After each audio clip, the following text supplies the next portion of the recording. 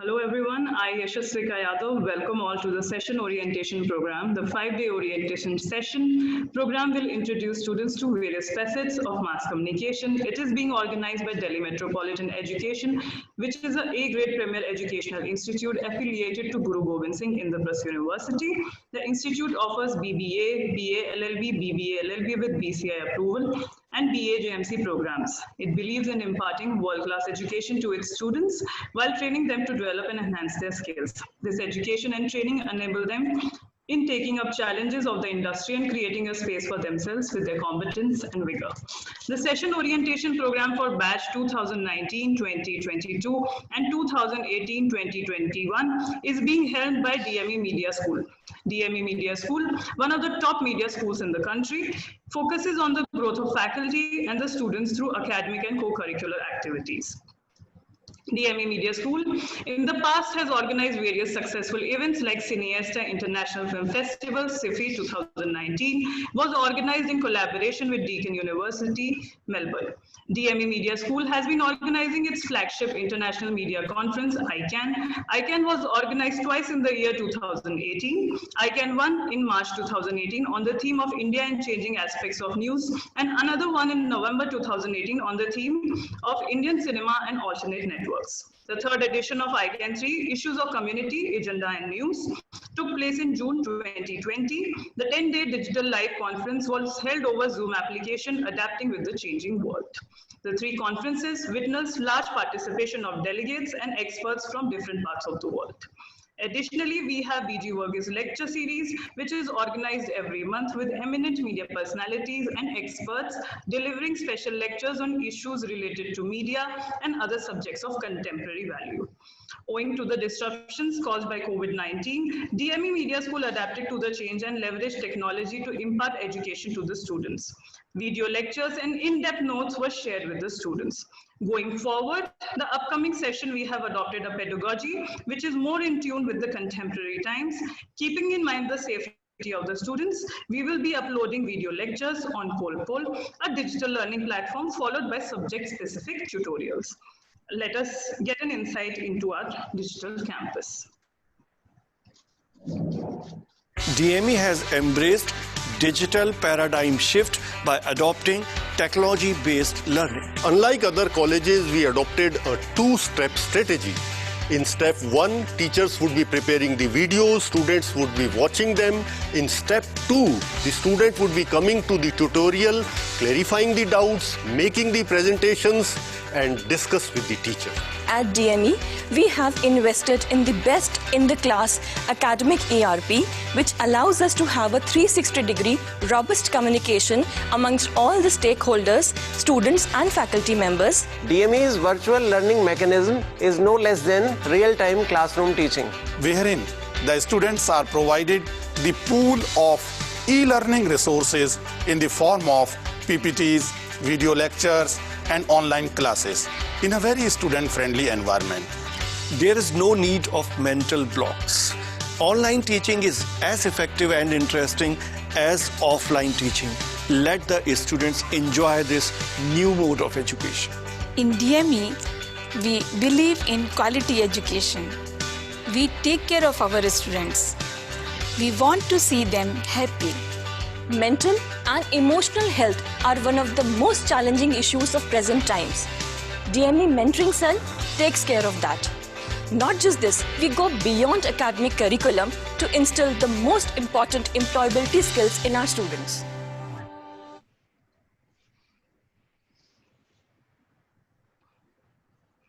Apart from curricular activities, we also organized various webinar series which discussed about the impact of COVID-19 on various industries, and we recently concluded our Media Master series wherein we familiarized media aspirants with different fields of mass communication. We will also be beginning with a student-centric chat show face-to-face from 5th August 2020, Tuesday. Today is the first day of our session orientation program, and the keynote speaker for the event is Mr. Chetan Sharma. He is a media personality entrepreneur, business enabler, coach, and founder of edumate.tv. A prolific media personality, he works at the intersection of media, education, employability, and entrepreneurship, educating aspirants to make them job worthy and guiding entrepreneurs on building scalable ventures. He is also a committed life and career coach who has helped hundreds of clients find purpose and success. He has founded and launched India Ahead, It's Good News, the country's latest nationwide English language news channel and the only one to focus on positivity and solutions.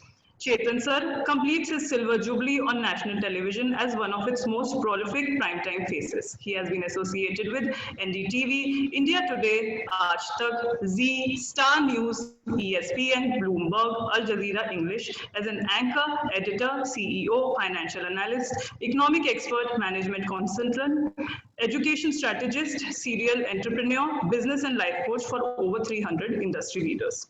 He won a national award for his interview with Sri Narendra Modi, Prime Minister of India. Several of his lauded interviews are with prominent personalities like Warren Buffett, Michael Dell, Queen Maxima, P. Chidambaram, Ratan Tata, Mukesh Ambani, Narayan Murthy, Nandan Nilekani, among others, etched in public memory. His most memorable in 11 on Indian television. As a popular moderator, keynote speaker, and host, Chetan sir has presided over 300 high-profile events. Panel discussions, many involving heads of states, national and international trade bodies, and MNCs such as Philips, Unilever, Vodafone, and Honda. He has acumen for entrepreneurship. He first turned around his family's single factory manufacturing setup into a diversified B2C company with a multi-city operations. Ever since, he has incubated several businesses in global media and advertising, financial services, manufacturing, and hospitality, and has a primary investor in high momentum categories like fashion, education, and travel. His organization, Ahead Media Solutions, has recently launched Education Ahead, India's only web portal, linking education with employment with a much needed focus on employability, and India's first educational web TV, edumate.tv, focused on addressing gaps in the academic ecosphere, ranging from educational institute and government to private sector and student-teacher fraternity. Chetan sir enjoys scripting and doing voiceovers for ad films and radio, nurtures his deep sense of philanthropy through his NGO, CSR Foundation, Palliative Care, and as a founder board of Shishti, Education for the Girl Child and Street Children. Thank you, sir.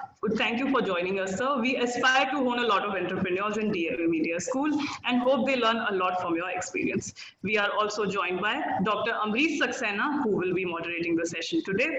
Dr. Amrish Saxena, Dean DME Media School and Director DME Studios and Production. He is an accomplished media professional, researcher, author, anchor, and political analyst. He has worked at different media platforms ranging from theatre, puppetry, print, radio, television, films, and digital before switching over to media academics and research. Dr. Saxena has played a long inning in active journalism, having associated with groups like The Pioneer, Amrit Bazar Patrika during 1980s. He has worked as a correspondent for the first ever TV Hindi news magazine, Parak, on Doordarshan during the 90s. He has been anchoring the highly rated program of AIR FM Gold, Market Mantra, for close to 2 decades. Dr. Saxena has academic association with more than 20 universities, which include 4 central, 5 state, 9 private deemed university. He has 36 books to his credit as sole author, main author, chapter, writer, and editor. He has presented more than 60 research papers in national and international seminars, conferences. Dr. Saxena has extensive international exposure. He has visited China, Australia, United States, Dubai, Egypt, Spain, and France as a part of his academic endeavors. He is member of International Association of Media and Communication Research, IAMCR. In 2019, he made a presentation on innovation in journalism education as the sole representative of Asia in World Journalism Education Congress, WJEC, in Paris. I would request you to please acknowledge the gathering, sir. Thank you, Yashasika.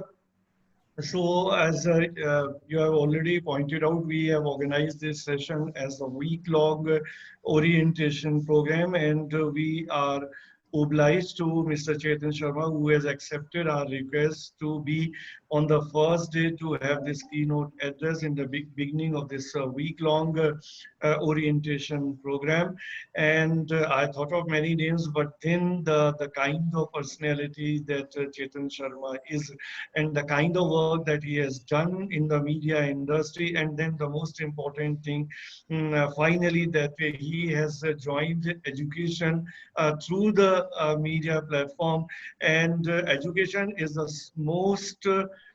most required thing, most desirable thing in the present day time. This was always there, but then time has proved again and again, and particularly after this COVID-19 happened. Now this has established that the future of India is in education only. And if we identify the two most important sectors which are required to build this country is education and health. And since we are an educational institution, and in this DME Media School, we train, we groom the future media educators or future media practitioners and journalists. Since there's a bachelor's degree and we have 500 plus students, though the fresh admissions have not taken place due to this uncertainty in the wake of the COVID-19, but still we have two batches, so we decided to start our session with these two batches, and by the time this new batch joins. So I welcome Mr. Chetan Sharma in this orientation session, and I hope that the kind of guidance that will be provided by you to our students who are already in the second year and the third year, then they have some limited exposure, obviously, in 1 or 2 years of studying journalism and mass communication. And since you have chosen to speak on a topic which is the need of the hour, and the way the misinformation and disinformation has spread during the COVID-19 period. Earlier also this used to be a big problem, but then its magnitude has been much more during the last 3 to 4 months. So I believe that the kind of knowledge that you will be imparting to our students, that will be benefiting them. So I welcome Mr. Chetan Sharma, and Yashasika will... Yes, sir. I'll introduce, yes, sir. Before we start with the session, I would request everyone to please keep the audio muted and request you to please write the question in the chat box. I and Dr. Amrish Saxena will be taking up questions on your behalf. Looking forward to an insightful session. The topic of discussion today is the media pandemic and fake news, a very relevant topic in contemporary time, as all of us are trying to find a solution to this infodemic, which is a menace during the COVID-19 times. I would now request Dr. Amrish Saxena to please take the discussion forward. Thank you, sir. No, I mean, I request Mr. Chetan Sharma to please take over. Yes. And start. I would request you to please share a few, before we start, I would request a few anecdotes from your journey so that our students can, learn from your experience. No, I'm not speaking anything. Sir, Chetan sir. Yeah, I'm asking Chetan sir. Yes, yeah, yes, the sir. floor is open to Chetan. Chetan sir, yes, sir. Yashasvika, thank you very much. Thank you very much, Dr. Amrish Saxena. The first thing, it's a cardinal sin to tell a television anchor to say a few words. We are so full of ourselves, we only speak in paragraphs. We never speak in words. So I'm here to start boring you, and I'll bore you for a while. So be rest assured that you can accept that. If the moment you feel that I'm going overboard, please, your chat box is there. Make it as active as possible. Sure, sir. I'll very humbly understand that I've overspoken. Dr. Amrish Saxena,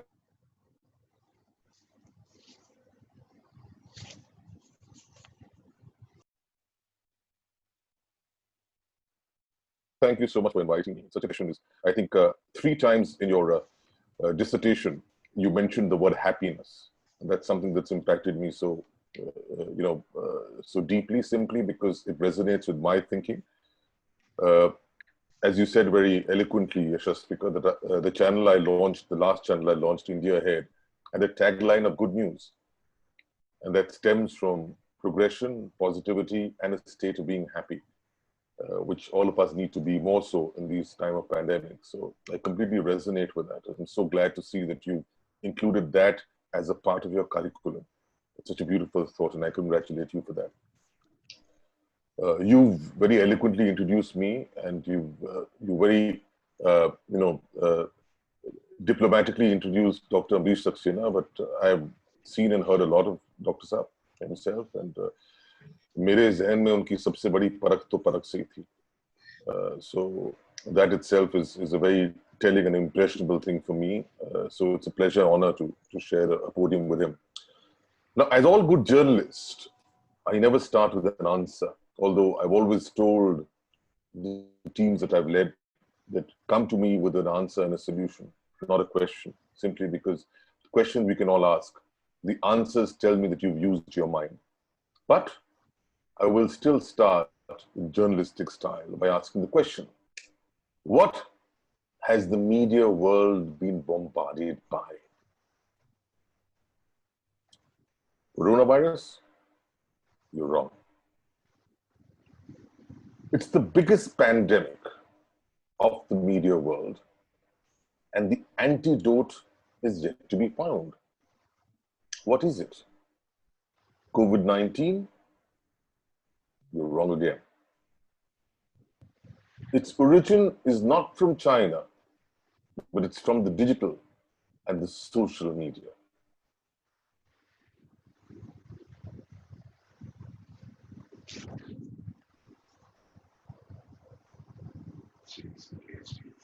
Oh, Antidote. yes, sir. The question is, sorry. Yes, sir, please continue. The question is, what is it? It's a 4-letter word which starts with F and includes a K, makes us curious. It's called fake news, which has overtaken our lives and even some livelihoods. It's been the most deadly attack on unsuspecting mankind. The question is, what has made fake news possible? Well, I'm going to deal with acronyms, and I'm going to explain to you what has been the reason for fake news. So if you do an acronym for the word fake, it has 4 letters, F-A-K-N-E. And if I spread this out with what has made it possible, so the F would stand for freedom, the A would stand for access, the K would stand for knowledge, and the E would stand for expression. Freedom means freedom of speech, which is a constitutional right in a democratic world. But it's also a fundamental right in a digital world. And that freedom, without analysis, without suspecting, is available to you at a forward button. That's the sense of freedom. And it's very well. At the part of our democracy, right? It's got to be there. The second reason why it's possible is access to technology, which allows dissemination, as I said, at the simple touch of a button. The third is knowledge, which has now become commonplace, easily available. If you want it, it's become a very powerful tool to use. And third, of course, is expression. Expression is a natural human need for all of us, and it's no longer relegated to a privileged few as it was in the past, when there was no social media. You had to write, or you had to comment, or you had to seek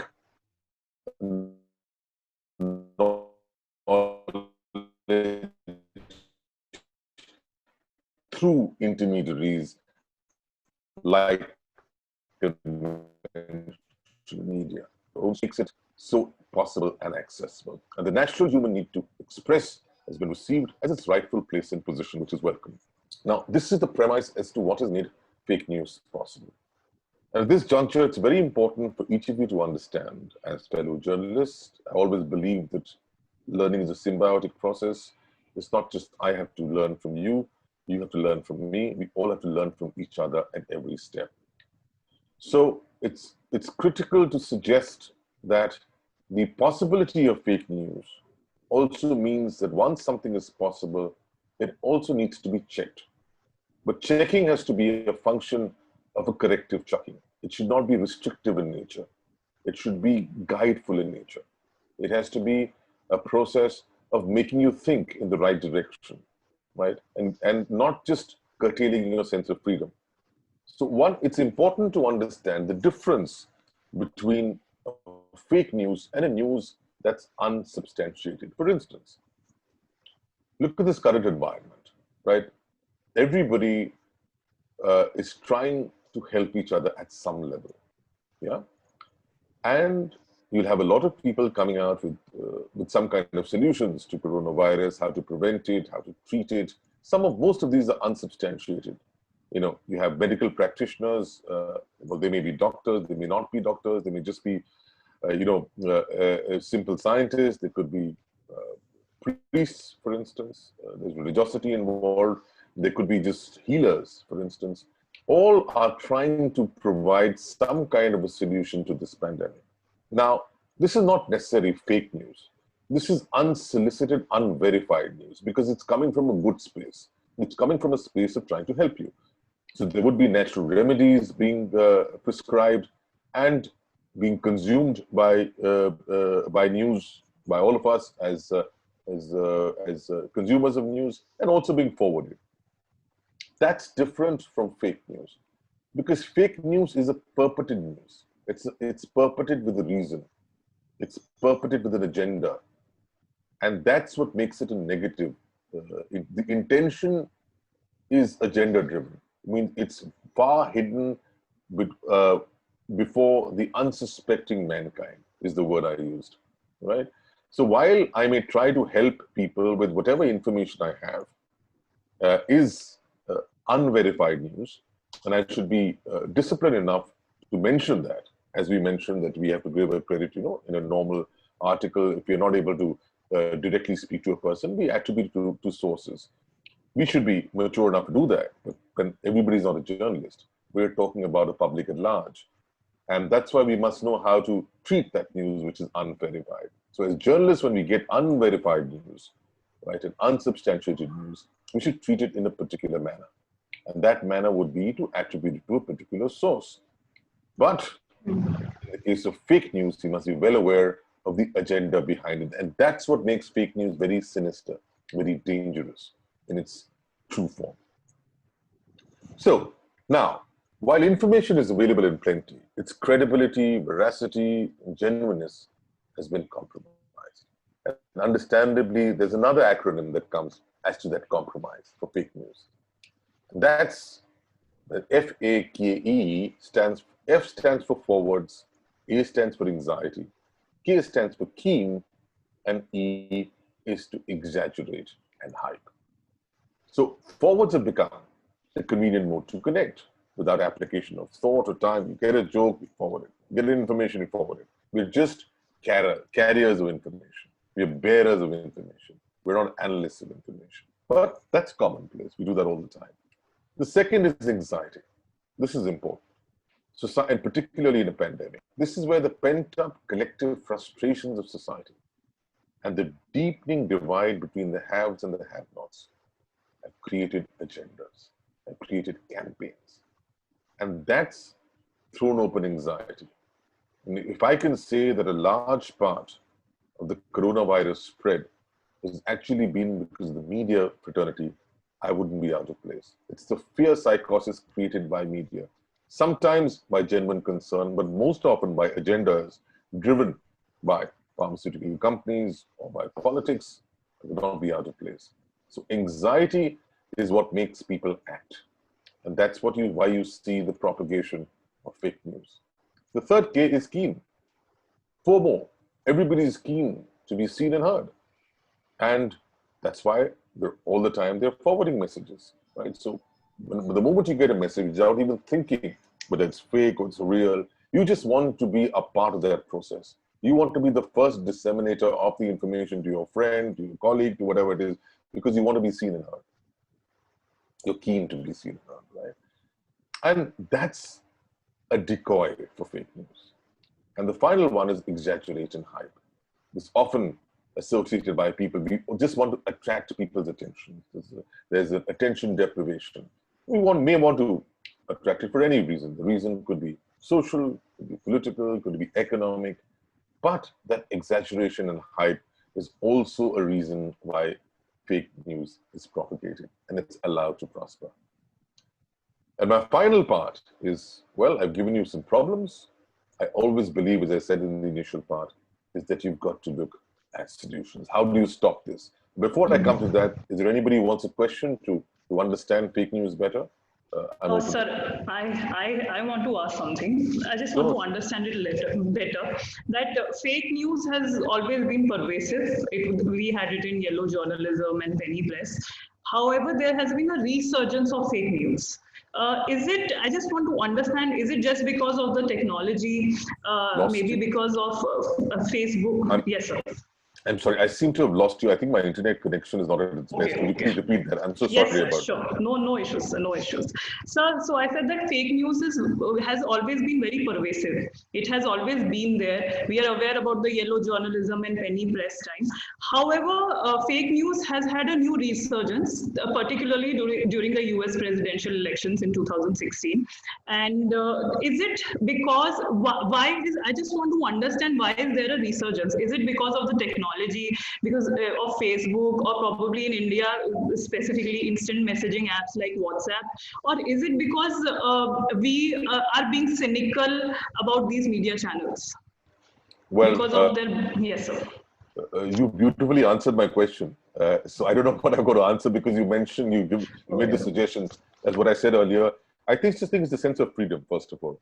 The freedom is because over the years, to get ourselves heard, we had to go through a journalist, had to go through a media. We didn't have the ability to go directly to the public at large. I think that sense of freedom has allowed this to happen. To suggest that cynicism has been a recent phenomena would be completely improper. Cynicism has always been there, right? You'll always have cynicism there. Collective stress has also been there. Now, of course, it'll take new shapes and forms post the pandemic, because this is unprecedented. So the collective stress is going to be far more higher. So you will see this taking perhaps more uglier forms going forward, which is the fear. However, again, the fake news part has to be an agenda-driven activity. Cynicism is not agenda-driven. Cynicism is a personal opinion. That's not fake. I mean, you may or may not agree with me, right? And so they have to differentiate between cynicism and being sinister. Sinister means dangerous. Cynicism means opinionated. If I'm being sinister and dangerous, which means I have a lurking agenda behind me, whether that's an agenda of me as a self, it's me of an organization, it's me of a political party, it's me of an economic party, if it's me of a social circle. Right? Do you understand the difference in that? Cynicism basically means that I have an opinion, it's fine. No, people may or may not agree with me, but I don't necessarily want to influence somebody. I just want to state something. But that's not what fake news is. Essentially about influencing public opinion for a vested interest. That's the difference. And now you have the opportunity to do it in a different manner. Previously, it was more powerful because only some people had that opportunity. So it was at the hands of a few people, right? The beauty of social media is that it's a very socialist media. Socialist means it's given the opportunity for even the people at the bottom of the pyramid to be able to aspire to run agendas. Right? Maybe small or big, but they have the opportunity to do it. And that's why I call even the pandemic, I often call the coronavirus a very socialist virus. Because it's worked very beautifully in creating a level playing field. Right? Today, if I want to open an education institution, I don't need a massive, Dr. Amrish Saxena will understand that, I don't need a massive campus. I can start it in 30 days out of my home. I just start teaching. Right? So the same thing in terms of media. I started edumate.tv, which is a portal on education. And I started that during the pandemic. I could never have thought of that in the absence of a pandemic or in the absence of social media. So that's been the positives, that have come out of it. Have I answered your question, by the way? Yes, sir. Yes. So broadly, that's the difference between, yellow. So see, shades of journalism will always be there. Okay. Yes, just the outreach mechanism has now expanded. That's the difference. Of fake news and agenda. Yes. More questions, please. So this brings me to another question, which is a little related to this. So basically, students seldom ask me. So fake news has been a topic of discussion for quite some time. So students, coming back to a little cynicism again, that students seldom ask me where to find objective news reporting. In the sense, since media channels are bipartisan and Facebook and other apps have a lot of fake news, so they seldom ask me as to how they can, generate an objective viewpoint to on a certain topic. How can they do that? Okay. So the first thing to understand is a view is something that your mind owns. And I always encourage people to do that. I've always encouraged my team members. If you please have your own point of view. And a point of view does not come by other people's point of views. Study the facts. It's as simple as that. Trust me, the most difficult things in life are actually the most simple. We complicate life. Right? If you're going to study a variety of people's views, you're going to end up having a mishmash. You're going to have a buffet of views. You're not going to have your own view. To get your own view, you study the facts. So why are you studying opinions? I often say, if you've seen any of my the debates I've conducted, right? The reason why I've been able to get the best out of my interviewer at times, if he's genuine, and the worst out of him if he's ingenuine also, most of the time, is simply because I only talked about the issue at hand. They would only try to politicize it by talking about people and, this and that, or the past and present. I'm asking about the issue at hand. So you focus on what you want to analyze. So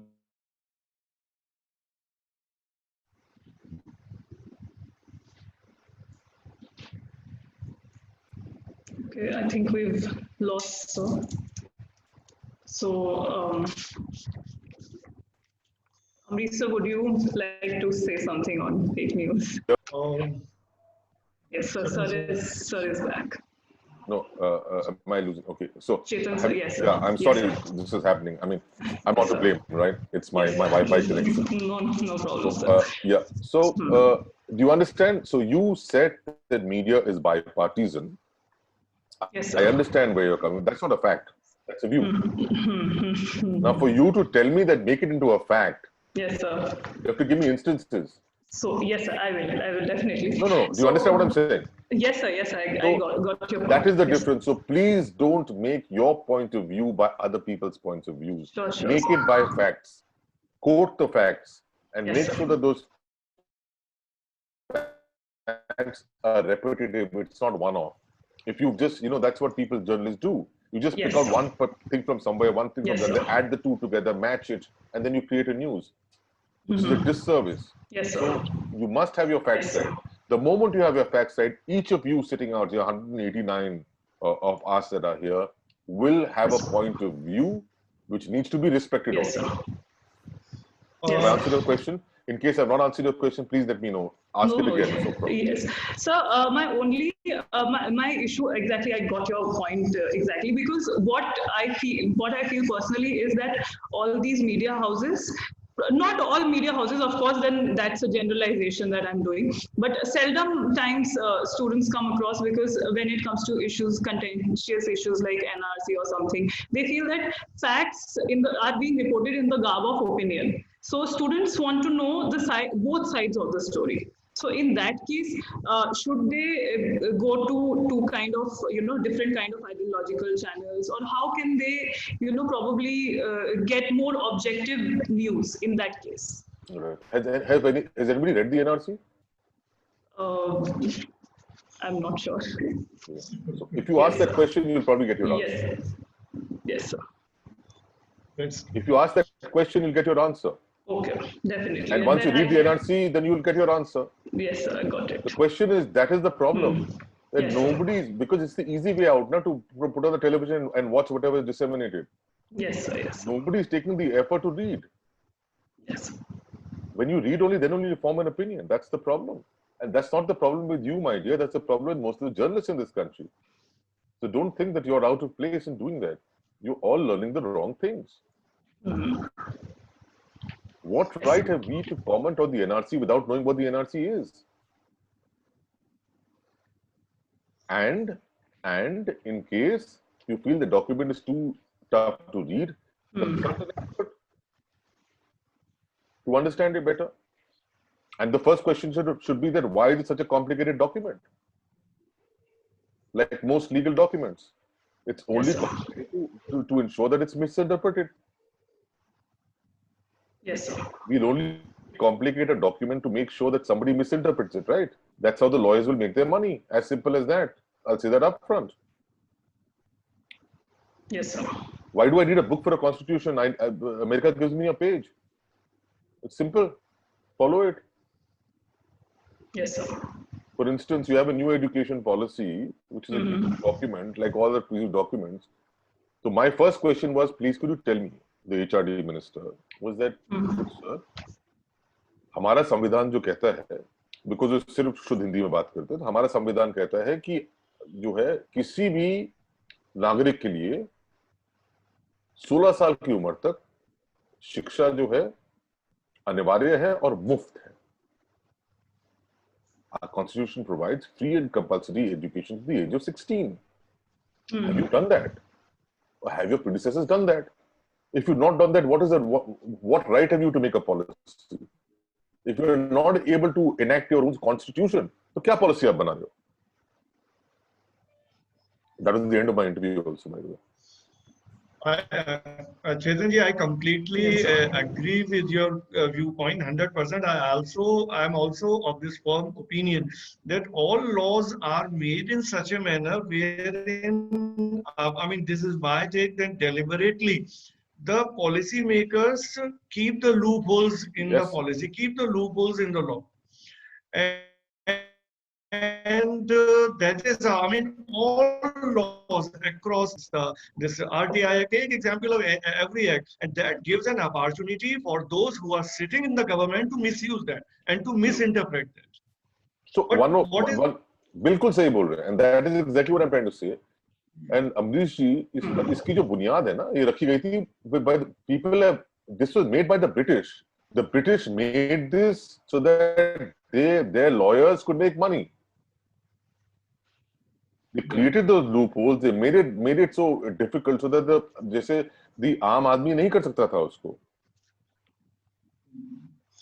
But in today's scenario, like our students are studying journalism and mass communication in the first semester, there are also the papers, not exactly the political science kind of papers, but then there are papers wherein basic information, basic understanding of the constitution, of the law, media laws, everything is given. But then there are problems wherein the students find themselves completely confused as to how to take up the things while they will be joining the profession, because we teach something else in the classrooms, and when you go outside, something else is happening. So obviously, what is our role as educators, as media educators, while we are taking care of our students? What kind of teaching we can give them? What kind of information, understanding we can give them, wherein when they join the industry, when they become themselves journalists, either they are joining some channel or a newspaper, or they themselves join some news portal, but then what all they should have in mind, if you can tell something about that. Certainly, sir, with very, very relevant and important question. And I'm so happy that you asked that, because we need a change. We need educated journalists. Unfortunately, journalism is the only profession where you have 400 news channels running in this country, and we don't have an institute like an IIT and an IIM. We are the people who are influenced.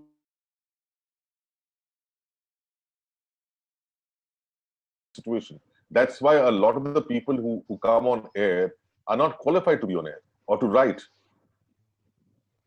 And that's the result of why you see these shortcut measures. Now, to answer your question, what needs to be done?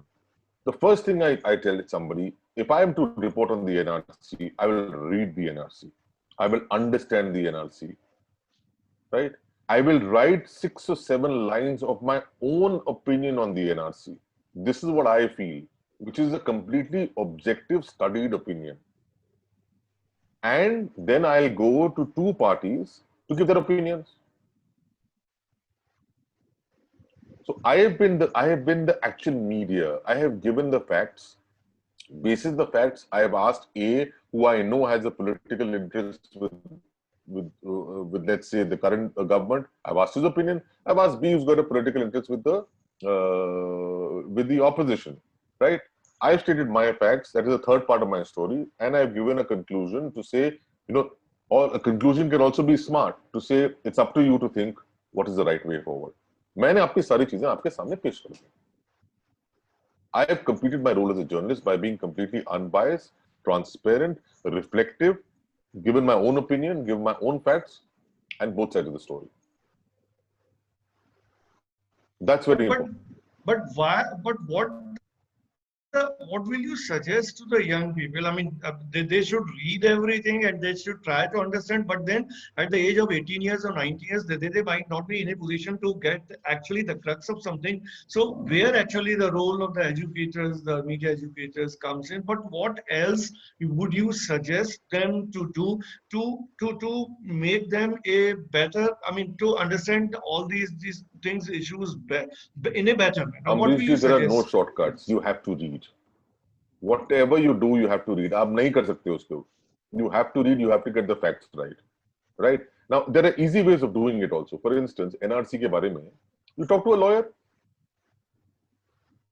अगर आप खुद नहीं पढ़ा जा रहा, if you're finding it technical, talk to a lawyer. Talk to an independent lawyer and ask him how, I'm a student, explain to me what does NRC mean? And cross-verify. So that could be a basis of your opinion if you're not able to understand it yourself. And then talk to the people who you know will get you your stories. You'll talk to, let's say in a television channel, you can't talk to the people who are, you aspire to talk to those people who make news. So you talk to those people who are politically sensitive, who people like in media. You talk to them, but you must have your own opinion, which is factual. And for that, there is no escape. As a reporter, you have to have your facts right. So either you read it yourself or get an expert to read it. There has to be that third side of the story. There is absolutely no other way. I mean, how can you think of reporting on a story without knowing what the story is? That basic of hard work cannot be compromised. Right? And we've chosen a difficult subject like NRC. There's so many things which you can read. People don't even read that. Yes. So there is no... Yashasika. Yeah. Yeah. Yashasika, you were saying something? Yashasika? Yeah, Chetanji, if I can ask further, since yes, sir, I was asking. Internet connection. Yes, no, sir, please, sir, you ask. There's a lot of questions, I think. Sir, I just want, yes, sir, Amrish, sir.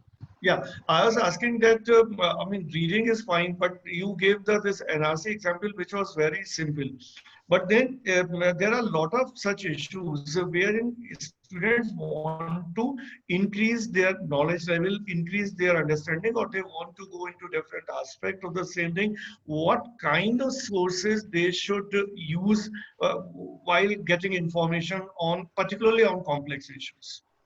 So, you see, it's best for me I can only exemplify through examples. Like you spoke about the NRC, so I know where the problem lies. But if you look at in terms of credible sources internationally, well, I think the best source would be BBC. Their reportage is really fine if you want to understand a little bit more from them. My first course will be to BBC. As a business journalist, I'll go to Bloomberg. These are institutions that are without compromise. If that's the question that you want to ask, who will be your reference point? But I would still like to go to the source and read the source myself. Right? So if you give me an example, I'll tell you what to do. If you give me an example of a subject, I'll tell you how to go about it. Right? For instance, in business journalism, if I want to learn about a company, I don't want to go to a money control to understand about the company. I'll go to the balance sheet of the company. So I'll go to the SEBI website. That's the source. And study that balance sheet to understand what is really going on. That's what I'm trying to say, to go to the source. Yeah, but then happens at times, like if we take the example of COVID-19 only, for instance, as a case. Now, there are a lot of information. There are lot of credible source or credible institutions which provide you information, whether we talk about the WHO or the central government's health ministry or the other ministries of the government and the state government and this IMCR and all kind of institutions are there which are providing you information, and seldom it happens that all this information is contradictory. Now, on what source you will depend to make sure that which information is most genuine so and the correct? first thing is to understand, I think your story lies in the contradiction. So if I was a journalist, my first story would be just look at the level of contradiction that is going on. That would be my first story. That I have so many institutions, all of some credibility, repute, and standing, and they're all giving you different information, which tells you it's very difficult to get the right information. That's my first story, actually. I would say, write a story, who do I trust? So that itself becomes a story because of the contradictions, right? That's the first thing. The next thing is, the simplest thing to do as a journalist is to mention your source. According to so-and-so, so-and-so. According to so-and-so, so-and-so. So you are in the clear. You are not misquoted. You have quoted, it tells me that the journalist has picked up the source from here and here. Right? As journalists, it is our duty to report facts. In a case of a pandemic, when most things are not facts, they're opinions, then you quote the source and you de-risk yourself. So you don't lose your credibility because you have quoting a source. And in the absence of fact, what can you do? You can only quote an opinion. So you quote the source. But it will be interesting if you want to be read as a journalist, is to bring out 2 or 3 different kind of opinions to the sources to make yourself more interesting as a read. And as I said, if you want to be a controversial journalist, then you start with the contradictions. Right. I want to ask you one more thing, particularly since like this social media, the way the social media has increased, and then even if we take example of the mainstream media, which is available on the digital platform. Now, we have been facing one very major problem in journalism, which we call as the media trial. But if I can refer the recent case of the death of Sushant Singh Rajput, and the way it is being covered, one, by the traditional media, by the television news channels, by the broadcast media on one hand, and then also by the social media, and the kind of reporting is being done. What would you say of this? Would you put it under this term of the media trial, or what kind of this whole reporting is there? How will you look at the whole thing? I think if you want me to use one word, I'd say irresponsible. Highly irresponsible. However, but that's, I think, reflection. That's a reflection of our society. At the end of it all, media is only as good or bad as the society. And if society, is by and large been built on the selfish need for gossip or for the selfish needs of negativity, then media also becomes negative, unfortunately. I mean, we used to often say that, dog bites man is not news, man bites dog is news.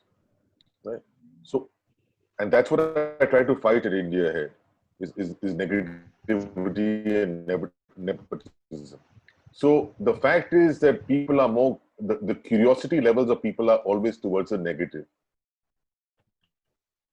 Right? So you'll often be in a realistic scenario of a newsroom when your news is responsible, but that may sell. That's up to you. And I don't want to opine on whether that's good or bad, because obviously it cannot be good. Nothing that's irresponsible can be good. But if there are a lot of news companies who run on gossip, right? And they are providing bills, they are paying the bills to their clients, they're providing employment. Is that good or bad? How can I say? If they are paying their taxes, They're providing employment to a section of society. They're catering to a certain section of readers that want to read them. That may be irresponsible, but that's still a service provided. And in a democracy, you cannot stop that. You're not the judge. We cannot sit on a judgment seat, as to what I may like or not. No, my mother may want to learn. She may say कि मुझे यार ये चिकनी चुपड़ी बातें अच्छी लगती हैं, सुननी पड़ती हैं, right? और मैं उनसे पूछूंगा कि क्यों करना चाहते हो, ये अच्छी चीज नहीं है. She will say, बेटा ऐसा है कि मैं जिंदगी में सुबह से लेकर शाम तक मैं परेशान रहती हूँ, किसी न किसी परेशानी में. ये सब बातें मेरे मन को हल्का करती हैं. मैं उनको क्या जवाब दूंगा? She uses that as a de-stressor. Now, if she uses that as a mental de-stressor, am I doing right or wrong? Is again my question. And should I send her to the doctor to get a de-stress pill and make her situation worse if she's able to consume this in such a small way? So there are never-ending arguments of right or wrong. We cannot be sitting in judgment seat. But I feel this will be argument for the argument's sake. I mean, if you give the right to media becomes an investigating agency, and media also pronounce the judgment, and media does a lot of damage to pronounce that innocent by the judiciary at the end of it. So how can you justify this kind of role? I'm not even suggesting, Dr. Amir, that we have to justify it. I would never, as I said, in my newsroom, I will never allow it. Is my sense of ethics, background, responsibility, I would never allow it. However, if I was heading a Stardust, I may have allowed it. If I was heading a Fox News in America, I may have allowed it because that's the part of my business plan. So it depends as to how you're positioning yourself. And then, am I right or wrong? It's not illegal. Either our society and our legal system puts a ban on it, that's acceptable. But if it's within the framework of law, in a democracy, there is nothing that is right or wrong. It is only my opinion against yours. So you have an opinion, and I know where you're coming from. I'm saying I myself would never allow it. But if in a different organization, somebody else is doing it, I would not denounce it as well. And that's what he chooses to do in a democracy, so be it, right? And there are people who are taken spirit and the people who are not. And let's be also very clear. If a person is hitting below the line or below the waist, right, there'll be enough and more people who will state a hue and cry about him in public media also. वो अपने आप बंद हो जाएगा. The beauty of media and social media is that if you go beyond or extend yourself beyond limits, there'll be enough and more people who will troll you, who will denounce you, who will dislike you or whatever other mechanisms they are of just shutting you up. So in a democratic environment, there will anyway be checks and balances which are put. We can have we have so many associations within our media circle, who try to want to regulate news, try and want to, bring in ethics and I'd say processes in place and whatever it is. But they're often flouted because it takes one person to do it and then everybody follows suit. So, I mean, I don't want to take names. Several of the people who are on national news have been my former colleagues. And I have, we've been friends, we remain friends. But the kind of change media has taken place, that has taken place in news media over the last 10 years has been radical.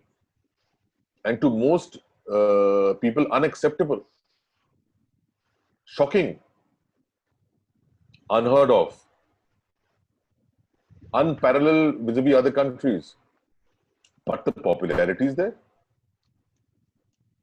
So is that not a reflection of what the society wants? So if there's a popularity for something which we term as irresponsible and shocking, who are we to say that they're right or wrong? That's my question. Yeah. Yashasika, can you just read the questions which have been put by the students in the chat box? Yes, sir. Yes, sir. I hope the people are understanding what I'm saying. Yeah. Yes, sir. Yes, sir. Yes, sir. Yeah, yes, and sir. please counter question me. Do not.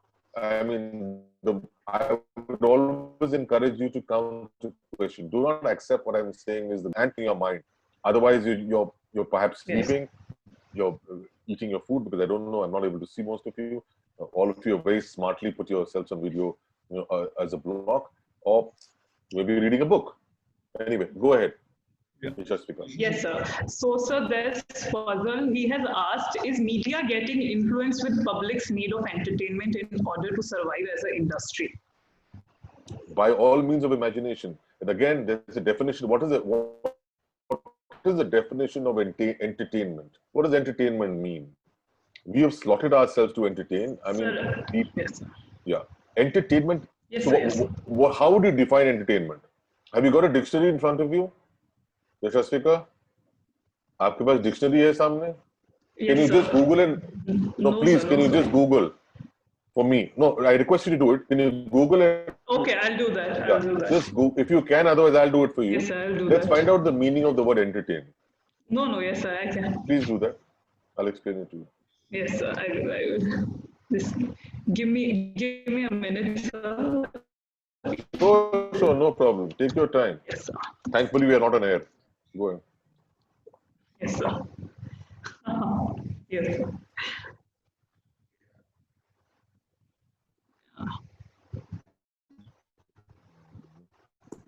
So the internet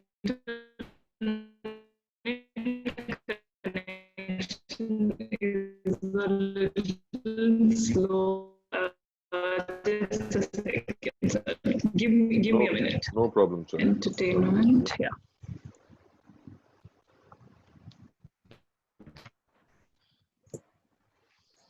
Can you just come into my study, please, for a minute?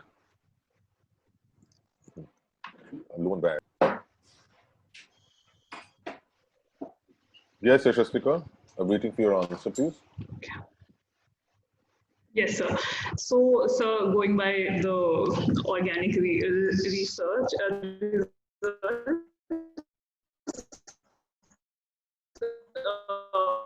we have Wikipedia, which says that entertains an audience or gives pleasure and delight. Yeah. Can you hear me? Chetan, sir? Hello? Am I with you? Can you hear me? Yeah. Yes, sir. Yes, sir. I can. It holds the attention of people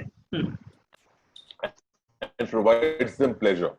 Right? There are two definitions. Holds the attention of people. So if I show the most unfortunate demise of Sushant, in a gory form, and I engage with people, right? So it's again a definition of entertainment. Some people like to watch horror films. Some people like to watch comedy.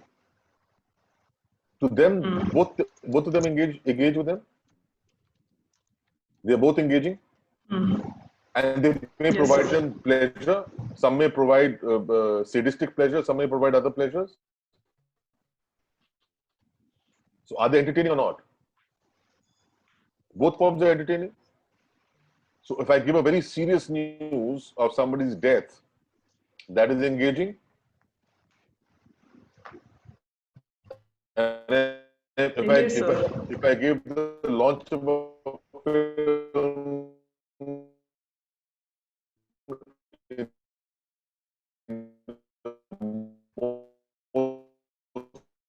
like that,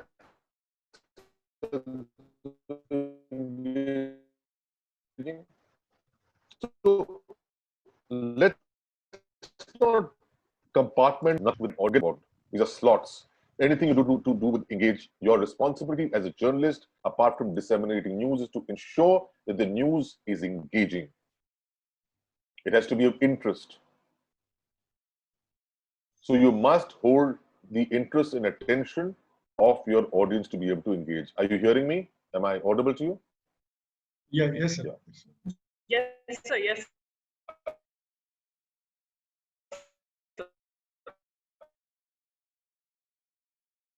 Have I answered your question? In the chat box, it has been asked by one of our students, Hardik Dogra. He has written a long piece, but I will make it short. Now, he has written this that in big media houses, I mean, this fake news is created for various reasons and all. But then, what can be done to keep a check on these media houses or the creators of fake news that they don't do this? Okay, look, child, what is his name, please? Hardik Dogra. हार्दिक जी, आपसे आपका हार्दिक स्वागत है और आपसे हार्दिक निवेदन है. दोनों चीजें आप समझ जाएंगे. And I'm going to tell you in an acronym how to overcome fake news. Okay, you have no responsibility of changing a media house. You have responsibility of doing what you consider is appropriate as a journalist. So first, limit your responsibility, and as a journalist, follow the fake principle. I'll give you another acronym. You know, where fake is an acronym for find, analyze, nots, and exit. FAKE. First, find the source. Go to the source, get your information. Important. The moment you know the information, you know whether it's fake or not. Next is analyze. Just use sheer common sense and logic. Do not believe what anybody tells you. Starting with Chetan Sharma. Don't believe what he tells you. If he's speaking common sense to you, if he's speaking with logic to you, then accept it. Otherwise, don't, irrespective of who he is. Right? Next is knots. Stories will always be complicated. The more you untie the knots, right, the greater clarity you'll get. So try to look at the possibility of an agenda or a propaganda behind the story. Either to trash the story or to stash it. Whether it comes as a stash in your box or to trash it. Take the decision and move ahead. This is the 4-step process.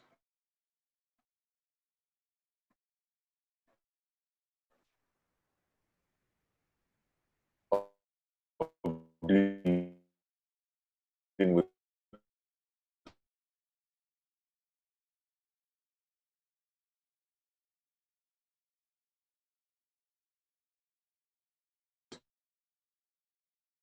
to see the state of the media, there's another question also by Siddharth Kukreja. He has also written a long piece, but the crux of what he wants to ask is that he is also concerned about the status of the media or the kind of news which is provided by media. And he, according to him, that in a republic, in India, and this role of media is definitely questionable because it is not in tandem with the democratic values, I believe.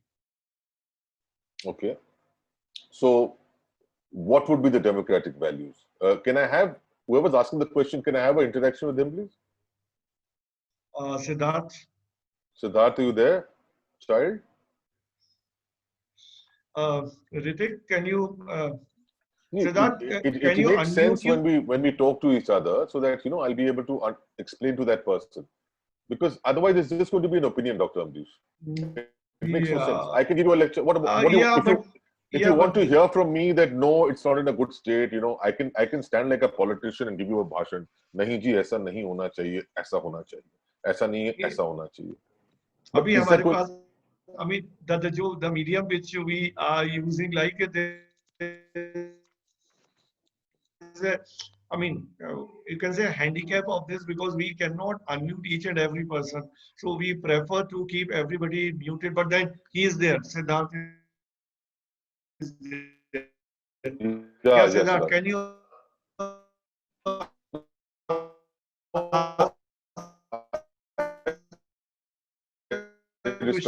Yeah, a republic nation or a democratic nation like India, where we are threatened by the politician or any high power person if we are exposing him or something else. But in journalism, we are taught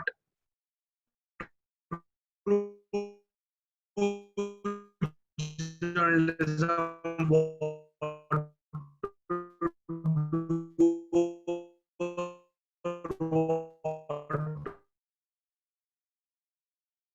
not, but working in field is very much different from what we I think you know. I don't know what. So there are and a you are couple of just try to things push that you down by have. everyone. The beauty, the biggest weapon that you have, which we never had, is your own blog, right? So you'll often see people, reporters, they report stories, the editors change it around because of whatever political pressures and what have you, but they have their own exposure to their own blog, which will often be contradictory to what the media house has. So you can retain your job because at the end of it all, the editors will if you're a good reporter who reporting facts, the editor will always want you. Right, so you'll maintain your job, but you're not going to be deprived. That's the opportunity you have today. At our times, we didn't have that opportunity, right? So often as cub reporters, we had to go give our story, give our point of view, and we could only request to listen, sir, please get my point of view, irrespective of what angle you want to take, the way you want to twist the story, whatever it is, just put my point of view. So at every level, you'll have a responsibility. Right now, at your age and stage, you've got to understand this, that I want my freedom. I go submit my story. At the end of it all, even if it's rehashed, I have a parallel own private medium to be able to reflect what I thought and what I saw the facts. Sir, the fact is, like, if I put something on YouTube, I record a video and I put it on YouTube, there are 1,000 of people blocking that video, even if the information is correct or the point is right. That's not so main. So that may be the case, but Yeah. what can you do about it? That's the beauty of open source media, right? Often you may be found. Would you do that? So I don't think you should be concerned with people blocking your videos. That's not it at all. But for instance, like I'll tell you the smart way of doing it. How I deal with politicians in my interviews.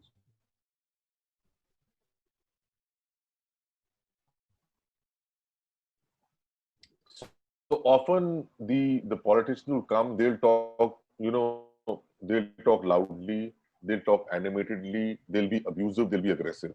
I never react to anything in this way. I just talk about them. Will not talk about themselves. They'll not talk about the fact, right? And if the current government is found wanting, then they'll blame the opposition for the past. And that's a typical tactic. So you don't talk about it. You talk about the issue. You bring them to the issue. Don't take names. It's not important. Okay. The moment you put on the issue, that's when you can have a civil debate. When you prove to your audience that, listen, I am not gunning for the government or the opposition. I'm just trying to highlight a problem in society and not my intention is to find a solution, not to highlight the problem. Then you become a positive content. That's what the channel which I started. Please talk about the solution. Right? Highlight the problem, not with the sake of pointing a finger at somebody. That is sensationalism. That's not journalism. You understood? You got my point? Thank you so much, sir. Okay. Right. Yeah, there's another question. This is our project or situation, be it the recent Vikas Dubey case or houses. Yes. The answer is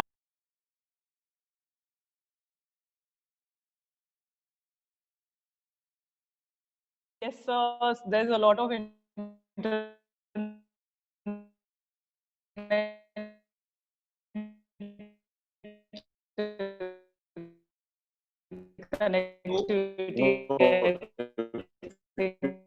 using a mobile, just correct your view. Right now, we're seeing what a lot of problems with the in technology. No worries. Yes, thank you. So sorry, technology is just not being very supportive towards me. So yes, sir. So I just wanted to ask, what do you feel? Do you feel that media literacy is a potent tool against fake news? If we teach our students media literacy? Absolutely. Beautiful thought, wonderful answer. Thank you for that answer. Absolutely. Yes, Make a list. That's exactly what I was giving you. Yes, sir. Right. Okay. Yes, sir. I was actually giving you, some, what can I say, unsolicited and unpaid gyan. But that's what I was saying. Yes, When I sir. give you a step-by-step process, that is exactly media literacy. Yes, Just sir. follow the process. Yes. That's the only way to do it. Yes. Is just find the source. Just get the facts. Media literacy is very important. That's the only way to overcome fake news. The Yes, only sir. way. Just the way you need digital literacy in education. Yes, sir. Right? You need digital hygiene, you need digital security, you need digital discipline. The same thing you need for Yes, media. sir. Yes, sir. So the question and the questions from my point of view, Yes, Ambrish ji, my little advice to you, for whatever it's worth, is that our journalists of tomorrow and my future colleagues, which several of them I hope are around here, should be focused on the job that they have to do, not for the job what media has to do, right? The moment you do your job, and each of you do your job, media will do its job. Yes, sir. Let's please understand that. So, What is Chetan ji, the representation of us? Yes, sir. Yeah. Yeah. So we are reaching at the end of the program, Yes. End of the session. So any final word that you would like to tell the students? So, well, I often say that, everything that you do in media will always have, some kind of implication, right, as to whatever happens. I just think that if you follow the principle of being a responsible citizen, you'll be right. Use 3 R's. Look, let's make it relevance, responsive, and responsibility. Make sure that whatever you do in your story is relevant. It's reaching out to an audience with which you can engage with. It's very important, right? Otherwise, if you're irrelevant, it makes no sense. You can be doing something because you believe in it, but there'll be no takers. So as a journalist, if you want to have readers, want to have listeners, and you want to engage with them, make sure that you're relevant. The subject has to be relevant. The next is responsive, right? Make sure that whatever you do is updated. It's responsive to the external environment around, right? It's not something that is stuck and static. It's evolving, and it's responsive to the situations the way they're changing, particularly in a pandemic. If I report figures are 3 days old, I'm irrelevant. I'm also irresponsive. But the moment I've done something that's updated and it's current, it's responsive. And the third thing, the most important thing, is responsibility, right? Make sure that whatever you write, whatever you talk, whatever you speak, whatever you deal as a report on, it's responsible, which means you should believe in it. And the only way to believe is by sifting through fact versus fiction, is sifting through analysis versus opinion, is sifting through knowledge versus just a point of view. And it's important for you to just ensure that information is one part of the story, misinformation is another. But fake news is dealt with as an agenda. So ensure that you're able to be insightful enough to read through people's agendas. That kind of clarity is important, right? And that's enough for you to be responsible. So if you think that the responsibility of it, that's your choice. But if your responsibility is towards finding a solution, you will do it right. So if you focus on the solution and not the problem, my taglines in the channel which I launched, used to be that look at the solution. We look at answers, not just questions. When we debate to decide, not to divide. We don't create heat, we shed light. And at the end of it all, whatever we do, when we stir, we stir the conscience. We don't stir controversies. Those used to be my taglines. And I think if you can adopt that, hopefully you'll be in a better place. Yes, Thank sir. you. Yes, Yashasika, the concluding Yes, sir. part you take Remark. up and then wind up. Yes, sir. Yes, sir. Thank you, sir. It was indeed an insightful session. Many myths about fake news has been debunked today, and I have a lot of clarity about media landscape now. So thank you for the enlightening and insightful session. This was the first session of our 5-day orientation session program. Tomorrow, that is 5th August 2020, we will discuss about media research, what and why. The expert of this session is Dr. Meera Desai, Professor, Head, Department of Extension and Communication, SNDT, Women University, Mumbai. And another one titled Media 2020 by Dr. Uma Shankar Pandey, Professor, School of Open Learning, SOL, University of Delhi. This session will be followed by orientation lecture on development communication by Ms. Sanchita Chakraborty. And Ms. Kritika Sati will be sharing her insights on new media. Students, I hope you learned a lot today, and we will continue this journey in the upcoming days. Thank you, sir. Thank you so much. Stay safe, and remember, stay original, not fake. God bless you all. Sir. Bye. Thank you, sir. Yes, sir.